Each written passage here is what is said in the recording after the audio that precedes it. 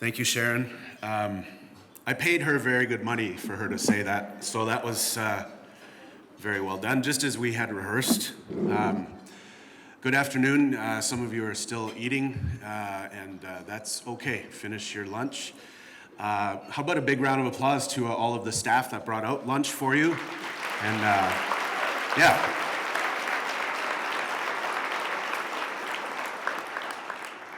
And this brand new convention center on the stolen homelands of the Métis and Anishinaabe. That's too heavy-handed to start, so we won't. No, let's start there. It is an honor to have been asked to leave you with some closing thoughts and some closing comments.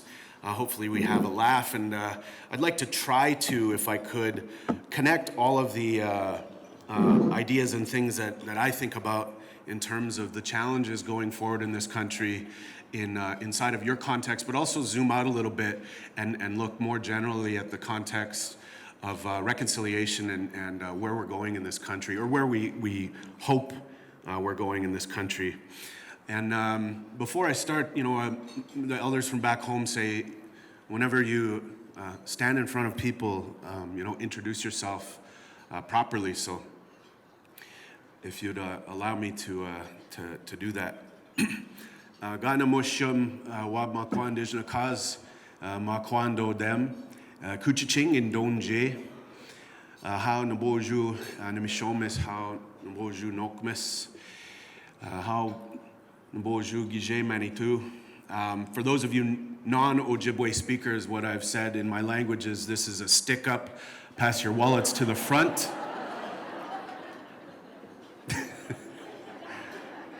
I'll wait, let's go. I've introduced myself in my language to position myself, to tell you, where I'm from, my community, my name, my clan. And I don't do that to be so cool and oh, look, I speak Ojibwe. I don't. That's about all the language I know, but I'm deeply committed to relearning my language. And it occurs to me that whenever we introduce ourselves that way, we're actually inciting and enacting Indigenous law and protocols as they relate back to the territory that I'm an uninvited guest on. I wasn't invited to be here. I saw a nice house and then I moved here. And I walk very lightly here in this territory. And I think that's the challenge in this country, is teaching people how to walk lightly.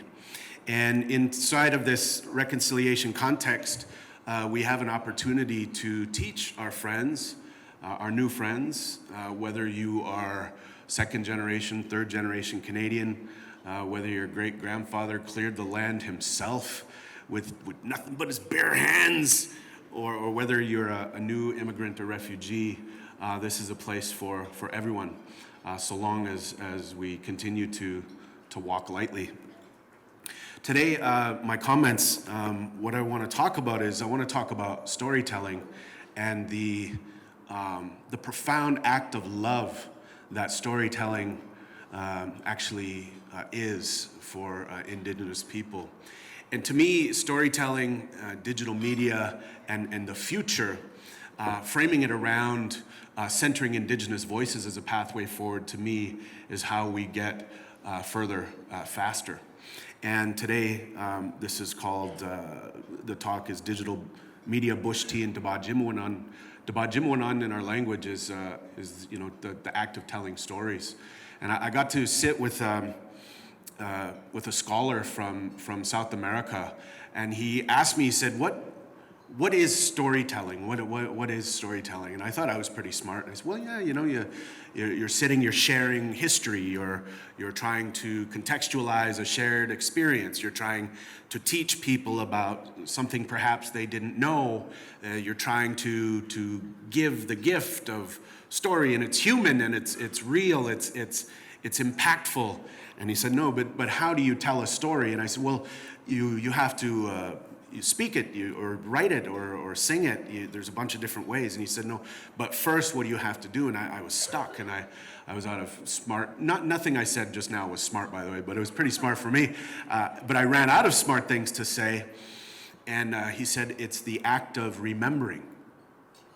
And if you look at that word, remember, to remember through the act of storytelling is to rebuild your community. It is to bring back the members of your community, to remember, to remind each other who we are.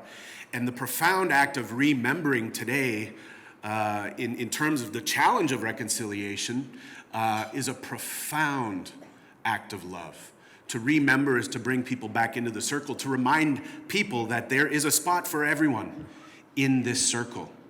And I've been following online and able to go through the program, and I know many people that are in this room. I know that that's what you're doing. You are reminding us that each and every one of us has a place inside of the circle, inside of our community, that there is a place for everyone.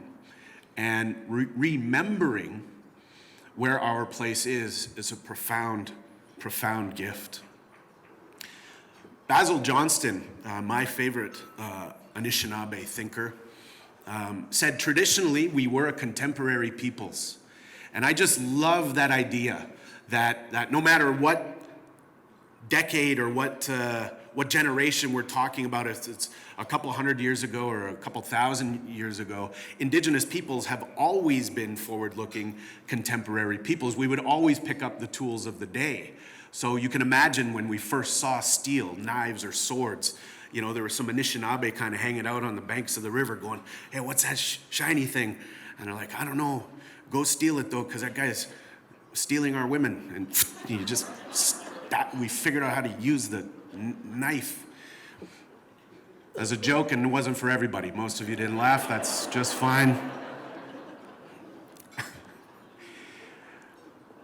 What I love about reframing the conversation around homelessness in Canada and putting this Indigenous context to it through the good work of Jesse Thistle and everyone else that work with Jesse is we're looking at innovative ways to recreate, to rebuild, to remember community. And this is what I think about innovation. Indigenous innovation brings everyone with you always, forever. That we don't leave people behind, that no matter who you are, everyone comes with you. And so in your innovation work, in the way that you're innovating the space you work in, please remember that. Bring everybody with you. It doesn't matter if you have to move more slowly. It doesn't matter if you have to take more time. It doesn't matter if you have to move more quickly. Bring everyone with you, and you will be rewarded. This is a George Orwell quote that I really like, and I'm going to get into sort of talking a little bit more about reconciliation now, because just a couple of years ago, we weren't talking about it. It was like we knew the TRC was doing good work, and we knew that we needed to do better to support Indian residential school survivors, and we started to hear the whispers about the truth in this country, but we didn't really have a context. We couldn't put our minds around the whole conversation. Then, boom, Justice Sinclair drops and the TRC, boom, there's a final report, and there's 94 calls to action, and then it's just like if you've been to the res and you ever found like a bag of puppies, you ever found where are my people from the res at? When you, some non-Indigenous people, puppies, bags of puppies, what? I didn't learn about that in school. It's like finding a bag of puppies and then you go, oh shit, I gotta feed them now. And I've gotta take care of this bag of puppies. And that's to me what reconciliation was. It just showed up at the door one day and we went, oh, that's for me too? And if you've not picked up your metaphorical bag of puppies, it's outside your door and it's hungry. And we have to find a way, no matter who you are or where you walk in your life, we have to find a way to engage in that work, to hold each other accountable and to find better ways of being.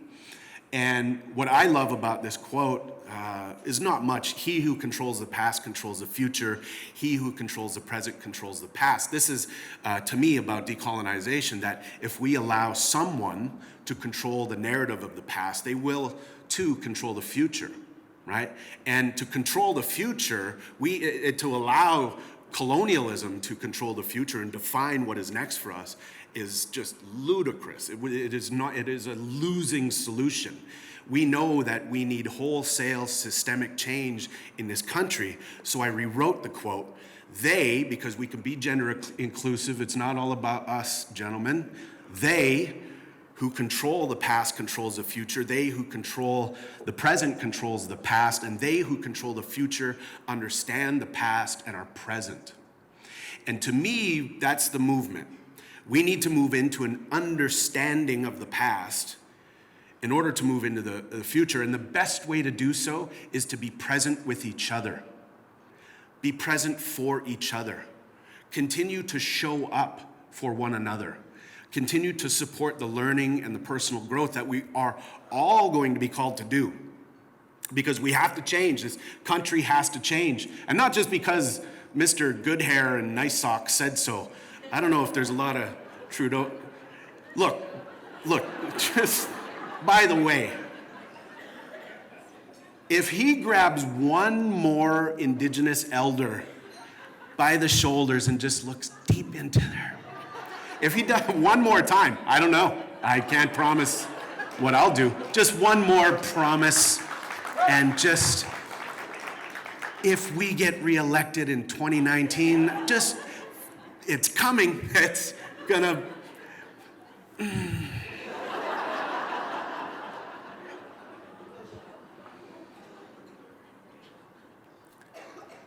And there's no manual to reconciliation. There's no YouTube video series. There's no book. I mean, there's incredible resources and materials out there that are for you. If you've not yet done so, just go to work.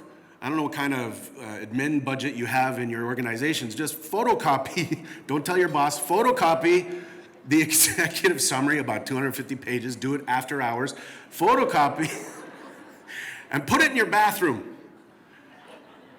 I'm not trying to be disrespectful, I'm just saying it'll always be there when you have to go, and then pretty soon, holy shit, I read the whole thing. And then you're now an expert on the executive summary of the TRC, and do the same with the 94 calls to action, and it's not a big deal. It's not like, oh, this is exhausting. Just, you're gonna go once a day, it'll be there for you when you're there. For those of you still eating, I don't know. I don't know. I didn't plan for your lunch to be going long.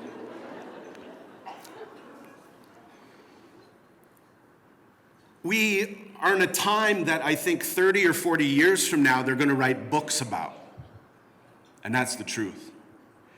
And the sustained resistance of Indigenous peoples through the last couple hundred years, and we can name sort of more contemporary times, we can name Oka, we can name Burnt Church, Elsipogtog, we can name Idle No More, we can name the resistance as we know it in this contemporary context, but the sustained resistance is what got us here. And that resistance now has to, it has manifested itself from anger, to blockades, blow up the Trans-Canada, bring the economy to the knees now, to where we are trying to talk about ways of coming together and finding common ground. And that common ground, I think, is a great metaphor. That what this movement should be and can be connected to is land. And what Jesse has brilliantly pointed out through this definition of Indigenous homelessness is that it actually, of course, all centers on land, because that's what the last 150 years has been about, dispossessing Indigenous peoples from land.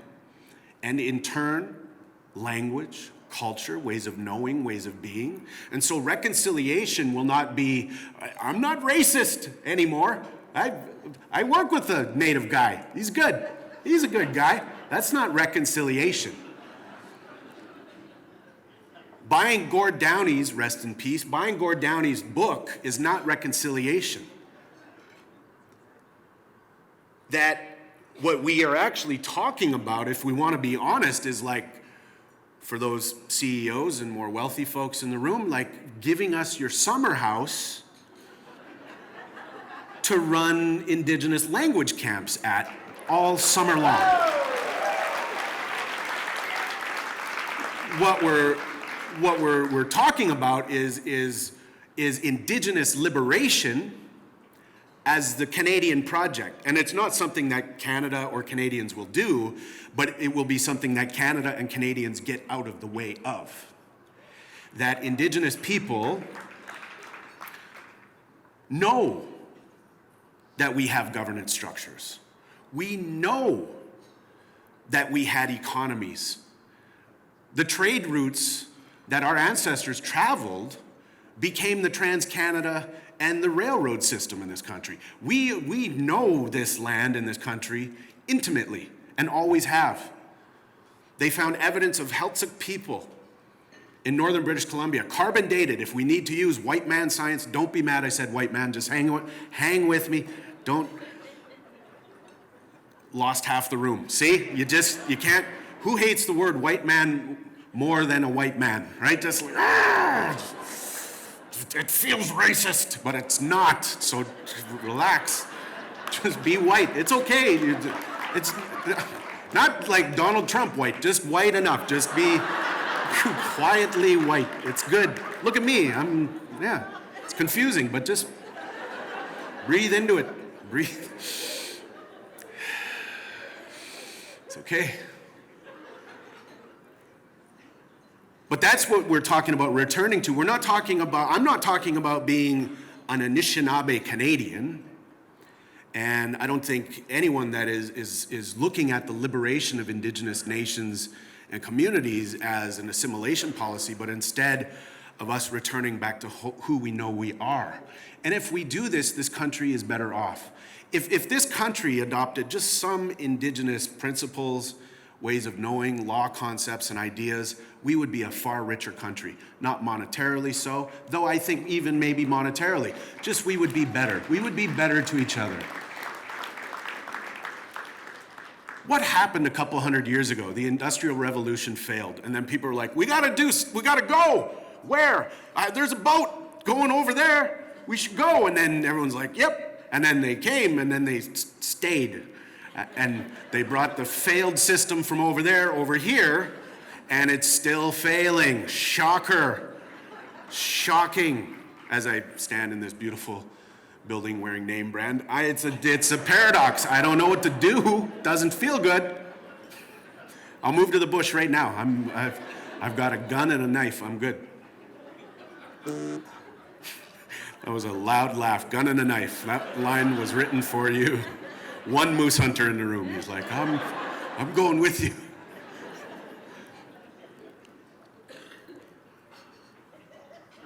So we have a lot of work to do. This isn't just about being nice to each other and learning a few things that you didn't know in high school. We have a lot of work to do. And the profound act of love that is remembering, to me, will bring us to where we need to go. And this slide is an example of a storytelling project I did in Petabik, in James Bay. And all of these little markers, we started with a map of the community, a blank map. And these little markers on the slide, this was a blank map.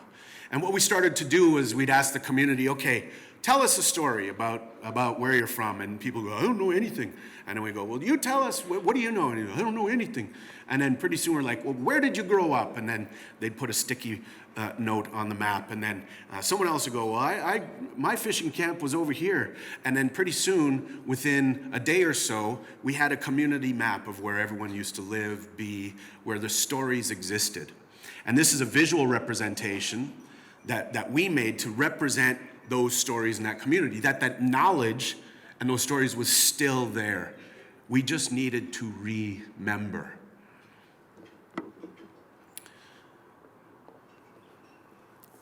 I'm going to leave you with this offering. And this is not mine to give, but this is my understanding of what this is. In the late 80s and early 90s in Treaty 3, where I come from, it was clear that there was going to be more and more resource extraction in our territory, and that nobody was taking no for an answer. And that the elders actually had to come up with a way to engage with these resource companies, and that they had to come up with a way to either decide we're going to block them out and not let them in, or we're going to work with them. And through a number of years, the elders would meet in communities around Treaty 3, Nigakusa, Nemenakaning, Kuchiching, Nakatchewanan, all across Treaty 3, to come up with how this was going to be. How could we, in good faith, as Anishinaabe people, allow people to come in and use these resources? That depth of a plow clause in our treaties was not because we didn't want people to, garden, or that we didn't want people to, stay and plant roots. It was that we knew the minerals were there, and we knew they were coming for them. And we knew that if you tore up that land, that it would impact water. Our people were brilliant people. Our people are brilliant. They knew that if you dug up the land, it would impact the water. They knew if you clear-cut forests, it changes the water table in the ground and therefore completely changes the habitat in the bush. They knew all of that.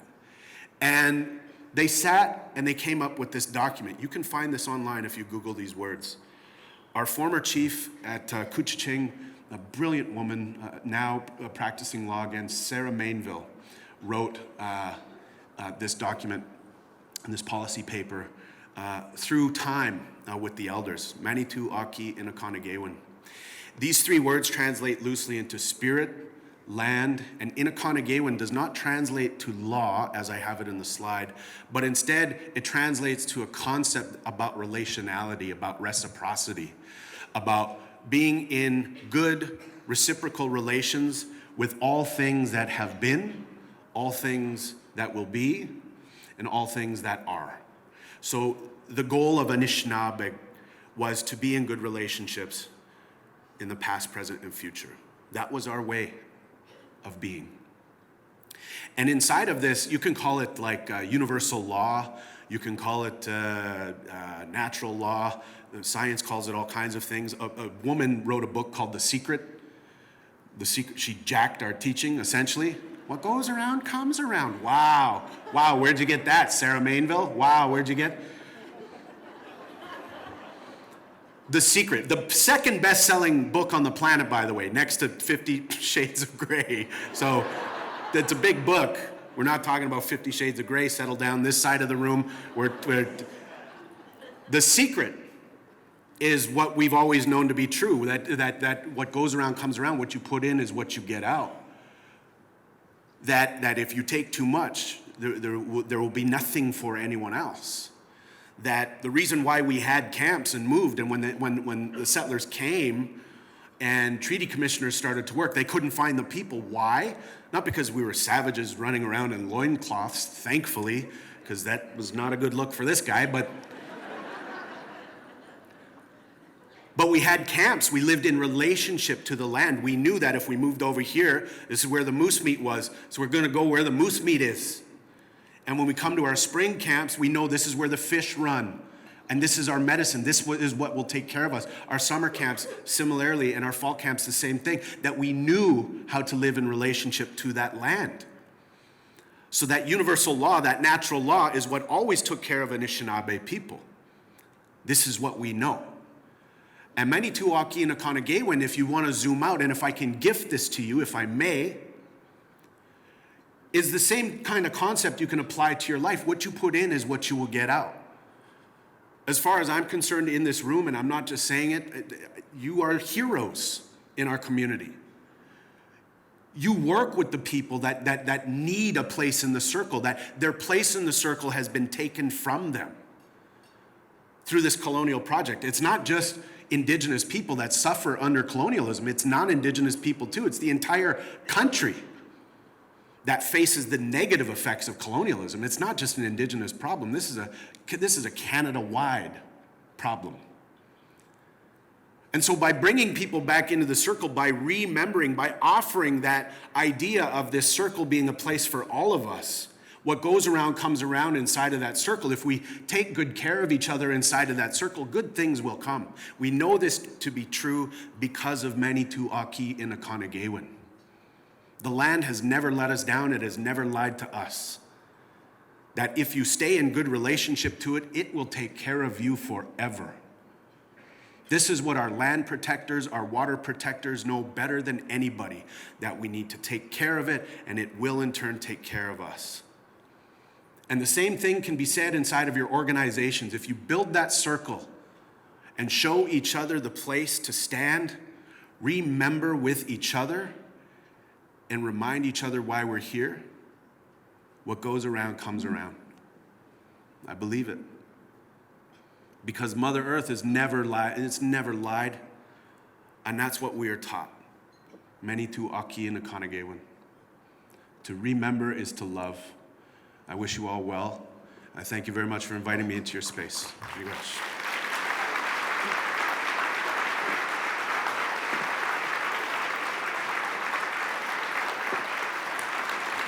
I'm just gonna, that's very kind, thank you. Thank you.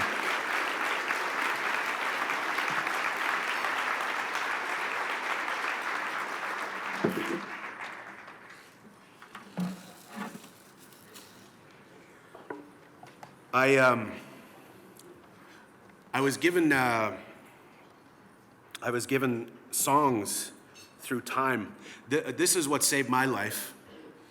I was homeless from the late 2000s into mid-2001. I was a young actor trying to make my way in Toronto, using a lot of drugs and alcohol, and really torn up about being a survivor of sexual abuse and many other things, and I had not ever dealt with that.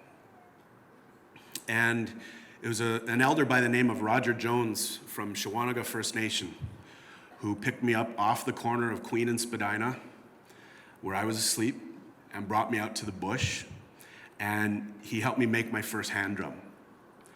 And this drum is what fundamentally taught me about that circle, about having a place inside of the circle, by needing to embrace my bundle, my gifts, what brings me joy, and offering it back into the circle. And it's this drum that teaches me everything I understand about the power of that circle. And I was given a song in Whitefish Bay by someone that made songs for the Whitefish Bay Singers, who's no longer here. His name is Chuck Kelly, who gave me the song and told me this is a song you sing to give thanks and to acknowledge people. And I wanted to sing this song to each and every one of you, to give you thanks and to acknowledge you for the hard work that you're doing for all of those that need a place in the circle. So miigwech.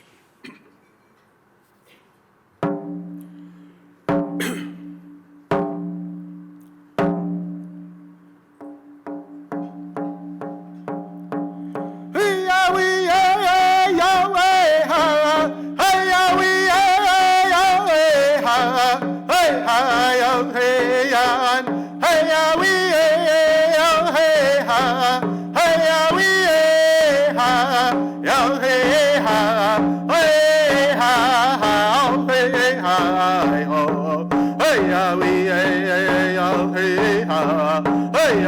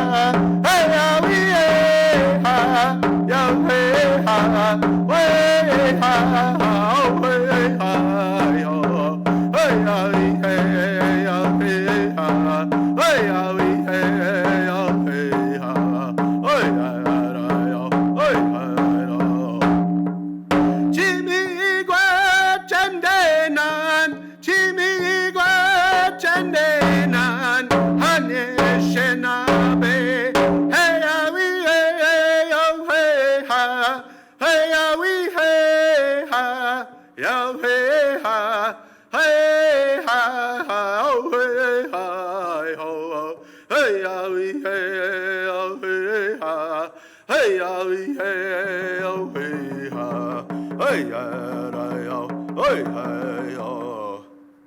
Oh, miigwech, thank you.